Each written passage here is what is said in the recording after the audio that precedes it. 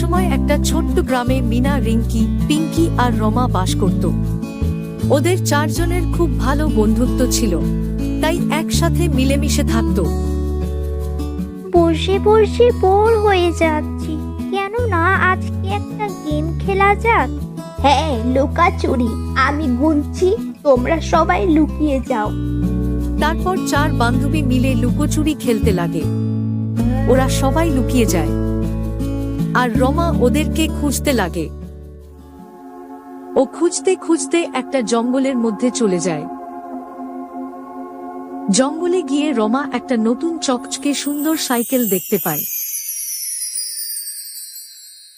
সাইকেলটা দেখে ও খুব আনন্দিত হয় আর তাড়াতাড়ি করে বান্ধবীদের কাছে যায়। আরে সবাই বেরিয়ে এসো, দেখো আমি কি পেয়েছি। বাহ, কি সুন্দর নতুন সাইকেল! কোথা থেকে পেলি রোমা?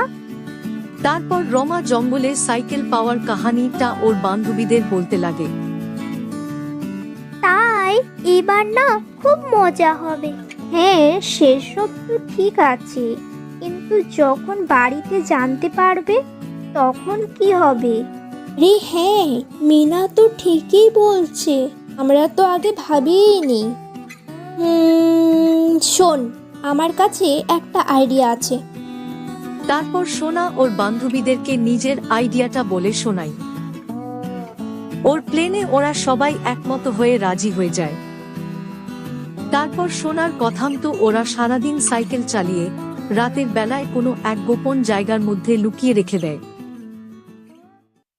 এই বাচ্চারা তো দেখছি খুব শয়তান হয়ে গেছে। হ্যাঁ, এত রাত হয়ে গেল, ওদের কোনো টাইম টেবল বলতে নেই। চারজন বাচ্চার মারা কথা বলছিল, তখনই ওরা তাদের মেয়েদের আসতে দেখতে পেয়ে যায়। পিঙ্কির মা রেগে গিয়ে বলে, এই শয়তান মেয়েরা, কোথায় ছিলিস তোরা? হ্যাঁ, এত রাত হলো, জানিস না যে বাড়ি আসতে হয়? মাস মেয়েরা। তারপর ওদের চারজনের মারা ওদেরকে বকে ধমকেই নিজের বাড়ি নিয়ে যায়। পরের দিন আবার সেই ওরা চারজন ওই নতুন সাইকেলটার সাথে খেলতে লাগে। এইভাবে কয়েকদিন পেরিয়ে যায়।